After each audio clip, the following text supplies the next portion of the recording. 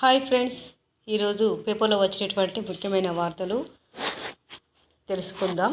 తప్పకుండా లైక్ చేయండి, చివరి వరకు వినండి, సబ్స్క్రైబ్ చేయండి. కొత్తగా ఎవరైనా చూసే వాళ్ళు ఉంటే తప్పకుండా సబ్స్క్రైబ్ చేయండి, కామెంట్ చేయండి, లైక్ చేయండి. ఓకే ఫ్రెండ్స్, ఈరోజు వార్త: మోదీ నివాసంలోకి దీపజ్యోతి అనేది ఏమిటంటే ఒక లేగదూడ పేరు. ఇక్కడ ప్రధాని మోదీ గారు వారి యొక్క ఇంటి దగ్గరలోనే సెవెన్ లోక్ కళ్యాణ్ మార్గులో ఓ గోవు లేగదూడకు జన్మనిచ్చిందట. ఆ లేగదూడకు మరి దీపజ్యోతి అనే నామకరణం అయితే చేసినట్లు ప్రధాని గారు స్వయంగా ఎక్స్ ద్వారా తెలియజేయడం జరిగింది. మరి ఈ దీపజ్యోతి ఎందుకు పెట్టాడంటే, ఈ లేగదూడ నొదుట పైన దీపం ఆకారం కనపడిందట మోదీ గారికి. అందుకొరకే దాన్ని ముద్దు చేస్తూ మరి దీపజ్యోతి అని నామకరణం చేయడం అయితే జరిగింది. పిల్లల భవితతో ఆట ఆడేస్తుంది ఏంటంటే మొబైల్. తీవ్రమైన సమస్య. ఆన్లైన్ గేమ్ల మీద నియంత్రణ కోసం తమిళనాడు పోరాడుతుంది. పలు దేశాలు ఈ వ్యసనానికి చాలా తీవ్రంగా తీసుకున్నాయి. చైనా, జపాన్ లాంటి దేశాల్లో ఆన్లైన్ గేమింగ్ వ్యవస్థను నిషేధించినట్లు మరి TNOGA అధికారులు అయితే ఇక్కడ చెప్పడం జరిగింది. మొత్తానికి చైనా, జపాన్ దేశాలు మాత్రము ఈ ఆన్లైన్ గేమింగ్ను నిషేధించడం అయితే జరిగింది. ఎందుకంటే తీవ్రమైన సమస్య. ఈ రెండు చేతులతోటి ఫోన్ తీసుకోవడము, ఈ రెండు చేతులతోటి వారు మొబైల్ ఉపయోగించడము, వారి యొక్క దృష్టి అంతా ఈ మొబైల్ పైన పెట్టడం వల్ల వాళ్ళకు ఏమవుతుందంటే పిల్లలకు ఆ దృష్టి లోపం అనేది కూడా జరుగుతుంది. మరియు ఆరోగ్య సమస్యలు కూడా వస్తాయి. కాబట్టి జపాన్ దేశము మరియు చైనా దేశం మాత్రము ఈ ఆన్లైన్ గేమింగ్ను అయితే నిషేధించడం అయితే జరిగిందట. ఇక్కడ గేమింగ్కు బానిసలవుతున్న విద్యార్థులు, పలువురిలో మానసిక సమస్యలు. ఎందుకంటే ఆట ఆడడం వల్ల ఏమవుతుందంటే వాళ్ళ దృష్టి అంతా మొబైల్ పైననే పడుతుంది కదా. వాళ్ళ యొక్క కంటి చూపు అనేది మొబైల్ పైనే పడుతుంది. కాబట్టి మానసిక సమస్యలు అనేది చాలా వరకు ఏర్పడుతున్నాయనే ఉద్దేశంతో చైనా, జపాన్ దేశాల వారు మరి ఆ గేమింగ్ అనే వ్యవస్థను నిషేధించడం అయితే జరిగింది. ఫోన్ ఉంటేనే అన్నం తింటారు, చెప్పిన మాట వింటారు, దాన్ని చూస్తూనే అందులో ఆడుతూనే గంటలుగా గడిపేస్తుంటారు. ఫోనే వారి లోకం. ఆన్లైన్ ఆటలు లేనిదే పూట గడవని విద్యార్థులు తయారయ్యారు. ఇలా చూడండి, విద్యార్థుల విషయానికి వస్తే ఇక్కడ ఏమవుతుందంటే, ఫోన్ ఉంటేనే అన్నం తింటా, చెప్పిన మాట వింటా, దాన్ని చూస్తూనే అందులో ఆడుతూనే గంటలు గడిపేస్తుంటారు. ఫోన్ వారి లోకం. ఇప్పుడు ఎవరైనా కూడా అంతే. ఫోన్ ఉంటేనే అన్నం తింటా, ఫోన్ ఉంటేనే వింటా, ఫోన్ ఉంటేనే అక్కడికి చెప్పిన మాట వింటా, తెస్తా అనే మాటలు నేటి యువతకు అనేది బాగా వ్యసనం అయిపోయింది అన్నట్టు. ఇక్కడ ఫోన్ వారి లోకం. ఆన్లైన్ ఆటలు లేనిదే పూట గడవని విద్యార్థులు తయారయ్యారు. ఇక ఈ ఫోనే వారి లోకం. ఇక పుస్తకంలో వారి యొక్క లోకం కావడం లేదు. ఎందుకంటే ఇక స్కూల్ నుంచి రాగానే ఇక్కడ పిల్లలు ఏం చేస్తున్నారంటే, ఎక్కడైనా భారతదేశంలో కానీ చైనా దేశంలో కానీ జపాన్ దేశంలో కూడా ఫోన్ ఉంటేనే వారి యొక్క పనులు అనేది కొనసాగిస్తారు.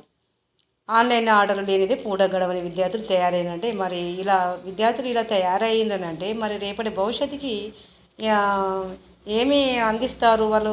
రేపటి భవిష్యత్తు పిల్లలపైనే కదా ఆధారపడి ఉండేది దేశం. నేటి బాలలే రేపటి పౌరులు అన్నట్టుగా పౌర విధిని వాళ్ళు నిర్వర్తించడం అనేది ఇక్కడ కనబడతలేదు. ఎందుకంటే ఫోనే వాళ్ళ బాధ్యతగా అన్నట్టుగా చూస్తున్నారు నేటి యువత, విద్యార్థులు. ఇలా ఫోనుకు బానిసైన పిల్లలు, కోకోళ్ళలు ఇలాంటి వారంతా పెద్దయ్యాక ఏం చేస్తున్నారంటే, బెట్టింగు, ఇతర చెడు వ్యసనాలకు లోను కావడం అయితే జరుగుతుంది. ఆన్లైన్ గేమింగ్ వ్యవహారానికి అడ్డుకట్ట వేసేందుకు తమిళనాడు రాష్ట్రం అయితే ప్రయత్నము చేసి అన్ని రకాలుగా ఏర్పాటు చేయడం జరుగుతుంది. ఎందుకంటే ఇక అసలే ఆన్లైన్ గేమింగ్ అనేది ఉండకూడదు. చెడు వ్యసనంలాగా మరి యువత చెడు వ్యసనానికి వారు దానికి దారితీస్తున్నారు. కాబట్టి ఈ తమిళనాడు రాష్ట్రం కూడా మరి చాలా వరకు ఏర్పాటు చేస్తుంది గేమింగ్ నిషేధానికి. పెద్దయ్యాక బెట్టింగు, ఇతర చెడు వ్యసనాలకు లోనవుతున్నారు. ఇంకేం చేస్తారు? విద్యార్థి దశలో ఉన్నప్పుడు ఏం చేస్తున్నారు, విద్యార్థి దశగా ఉన్నప్పుడు చిన్న చిన్నగా ఆటలు మొదలుపెట్టి తర్వాత పెద్దయ్యాక బెట్టింగ్లు అనేది మొదలుపెట్టి చెడు వ్యసనాలకు కూడా గురి కావడం అనేది జరుగుతుంది. తమిళనాడు ప్రభుత్వము విశ్రాంత ఐఏఎస్లు ప్రొఫెసర్లతో నియమించిన Tamil Nadu online gaming authority TNOGA గుర్తించింది. ఆన్లైన్ గేమింగ్ మీద వీరి యొక్క దృష్టి మరి పెట్టడం జరిగింది. ఐఏఎస్ అధికారులు, ఐపీఎస్ అధికారులు, ప్రొఫెసర్లతో పాటు మరి నేటి యువత ఏం చేస్తుంది అనేది వాళ్ళు ఒకసారి ఏం చేసిందంటే మరి ఈ యువత ఏ దారిన వెళుతుంది, ఏ వ్యసనానికి వీళ్ళు మరి దారి తీస్తున్నారు అనేది దృష్టి పెట్టడం వల్ల మరి ఈ ఆన్లైన్ గేమింగ్ అనేది ఉండకూడదని వీరు ఆలోచన చేసుకొని TNOGA అధికారులు అయితే ఈ ఆన్లైన్ గేమింగ్ను నిషేధించాలనేది గుర్తించడం జరిగిందట. అథారిటీ సభ్యులు ఓ సర్వే నిర్వహించారు. ఓ సర్వే ద్వారా పిల్లల శారీరక మానసిక స్థితిపై ఆన్లైన్ గేములు ఎలాంటి ప్రభావాన్ని చూపుతున్నాయో తెలుసుకున్నారు. ఆన్లైన్ గేమింగ్లు ఆడడం వల్ల పిల్లలపైన వాళ్ళ యొక్క శారీరక మానసిక స్థితి, ఆన్లైన్ గేములు ఎలాంటి ప్రభావాన్ని చూపుతున్నాయి, వాళ్ళ యొక్క స్థితి, వాళ్ళ యొక్క మానసిక వ్యవస్థ ఎలా ఉంటుంది అనేది కూడా వీళ్ళు ఏం చేశారంటే TNOGA వారు సభ్యులు సర్వే నిర్వహించడం అయితే జరిగింది. ఇక చూడండి, ఈ బాబు చేతిలో మొబైల్ ఉంది కదా, ఇలా సేమ్ ఆ మొబైల్ పట్టుకొని ఆడుకోవడము, వారి యొక్క అంటే సమయానికి ఆహారం తీసుకోకపోవడం, వారి యొక్క ఆరోగ్యం క్షీణిస్తుంది అనేది మాత్రం తమిళనాడు ప్రభుత్వము సర్వే ద్వారా గుర్తించిందంట. ఇక యువకుడి ప్రాణం తీసిన ఆన్లైన్ గేములు. ఇక్కడ చూడండి, యువకుడి ప్రాణం తీసిన ఆన్లైన్ గేములు అంటే మన భారతదేశంలో మొత్తం మీద ఈ మొబైల్ చేయబట్టి ఆన్లైన్ గేములు బెట్టింగ్లు పెట్టుకొని మరి యువత ప్రాణాల మీదకి తెచ్చుకుంటున్నారు. మీదికి కూడా కాదు, ప్రాణం మొత్తానికి తీసుకొని వారి దారిన వాళ్ళు వెళ్ళిపోతున్నారు. ఆన్లైన్ గేమ్కి ఎట్లా వెళ్ళిపోతున్నారో మరణ గేమ్ కూడా అదే విధంగా వెళ్ళిపోవడం అనేది జరుగుతుంది. ఆన్లైన్ గేములో ఒకసారి అప్పుల పాలైతే తండ్రి తీర్చిండట. ఆయన తీరు మార్చుకొని కుమారుడు మళ్ళీ అదే వ్యసనంలో పడి అందిన కాడికి అప్పులు చేయడం జరిగింది. ఏం చేసిండ్రు, ఒక్కసారి అలవాటు అయిందంటే రెండోసారి దారి దొరుకుతుంది, మూడోసారి, నాలుగోసారి అంటే ఇదే వ్యసనానికి గురి కావడం అయితే జరిగింది. ఒక్కసారి అప్పు అయితే తండ్రి తీర్చిండు, ఏదో ఒక్కసారికి క్షమించాలి అనుకున్నాడు. మళ్ళీ అదే రెండోసారి కనంటే మరి తల్లిదండ్రులు కూడా ఎక్కడి నుండి తెస్తారు, వాళ్ళు చేసేది వ్యవసాయమో మరి వర్కో ఏదో ఒక విధంగా వాళ్ళు పని చేస్తారు కాబట్టి వారి దగ్గర ఉన్నటువంటి సంపాదనను మరి ఈ యువకుడు మరి తీసుకొని ఇతని యొక్క ఆన్లైన్ గేమ్లకు పెట్టి ఆడుకోవడము, వ్యసన బారిన పడడం అనేది జరిగిందన్నమాట. ఇక తర్వాత ఏమైంది, మళ్ళీ అదే వ్యసనంలో పడి అందిన కాడికి అప్పులు చేయడం జరిగింది. ఈసారి తండ్రికి ఏం సమాధానం చెప్పాలో తెలియక తను చాలించిన ఘటన నారాయణపేట జిల్లా కోస్గి మండలం ముక్తిపాడులో చోటు చేసుకుంది. గ్రామానికి చెందిన అనిల్ కుమార్ 21 సంవత్సరాలు.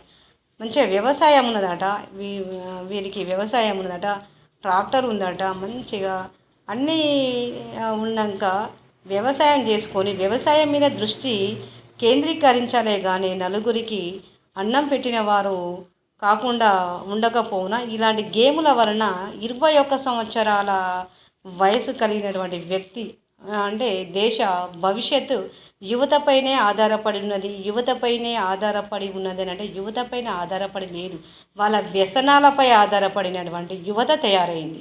అలా ఉంది గేమింగ్ వలన.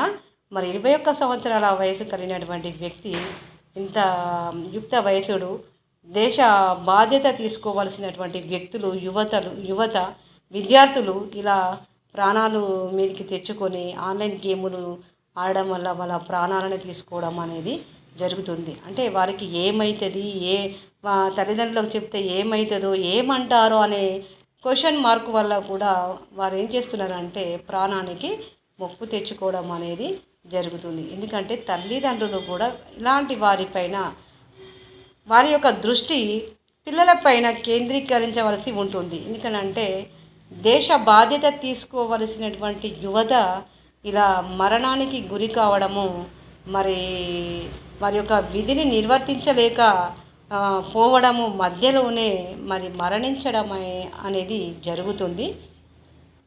ఓకే ఫ్రెండ్స్, ఈ వీడియో కనుక నచ్చినట్లయితే లైక్ చేయండి, సబ్స్క్రైబ్ చేయండి, కామెంట్ చేయండి, వీలైతే నలుగురికి షేర్ చేయండి.